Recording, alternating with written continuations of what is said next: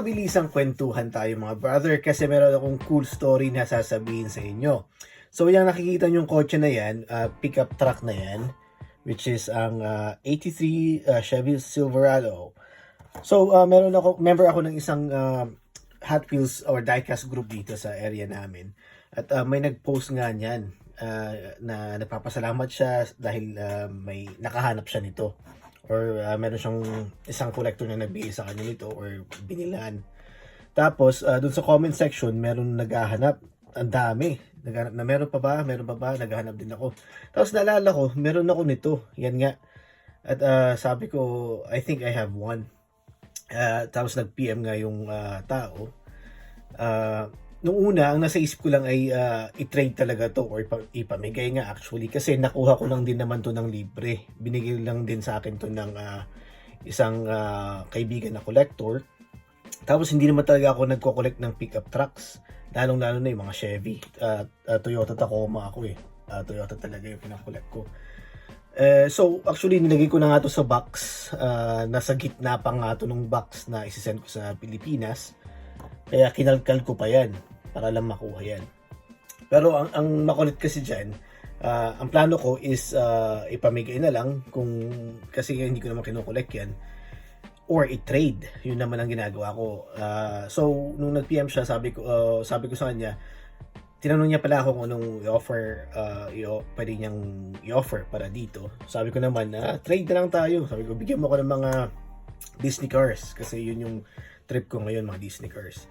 Eh, sabi niya, wala daw siyang ganun at buyer lang daw talaga siya kasi malayo daw yung area niya. Hindi daw siya nakikipag-trade. So sabi ko, ganun ba? Gusto ko sanang i-trade lang talaga.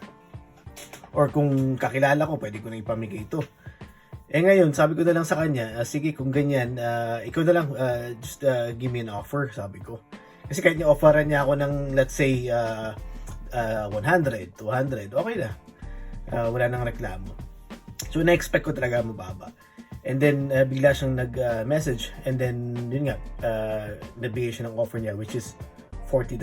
So tumatakbong nasa 1.6 yun in peso. Nagulat ako, sabi ko what?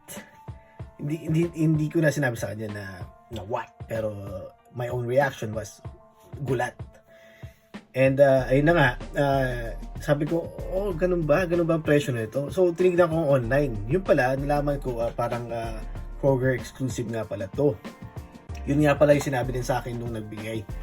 Tapos, ang daming naghahanap nito din sa comment section. Ang dami nilang naghahanap nito. Kaya naman, sabi ko na lang, okay, sige. Dahil sa isip ko, yung perang yun, pwede kong ipambili ng ibang mga diecast or Hot Wheels na ipapadala sa Pilipinas. So, I'm not really a seller dito sa area namin. Hindi talaga ako nagbebenta. More on trading ako kasi mas na-enjoy ko yung makipag-trade na namimit yung ibang collectors. Pero nga, nang dahil sa offer niya, grabe. So, ang lesson dito, baka meron kayong mga nakatago, lalo yung mga luma kasi this was from, kailan ba to? 2013 pa, ayun no.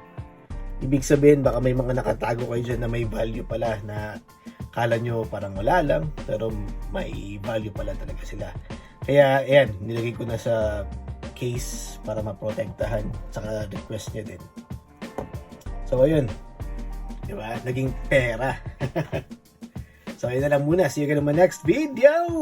Like always, paalam.